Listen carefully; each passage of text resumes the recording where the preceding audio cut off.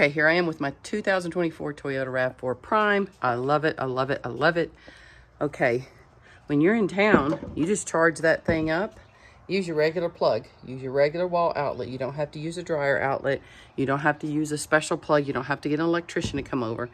With that one charge, I'm getting 45 to 50 miles on one charge. So if you don't drive more than 45 to 50 miles in a day, you'll get that charge. It does take 12 hours to charge it, but oh my gosh, I don't hardly ever have to use this other side, which is the gas side, because even when I have to start using gas, which is kind of like a game for me to try to see how long I can go without having to use any gas, because the dashboard will show you when you've used up the battery percentage and you're using gas.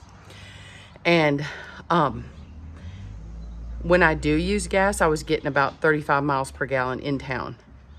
Now, I just went to Norman, Oklahoma and back from Colorado Springs to Norman. I had a Chevrolet Traverse that used to cost me about $225.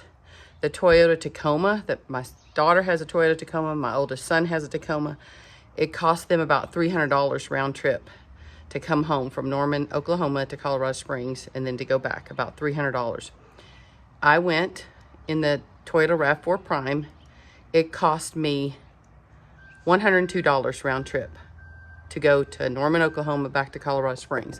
Now, when I was there, I was able to charge the RAV4 Prime a little bit, well, enough to get by, and Norman is such a small town. When I went to leave, so when I got to Norman, I gassed up.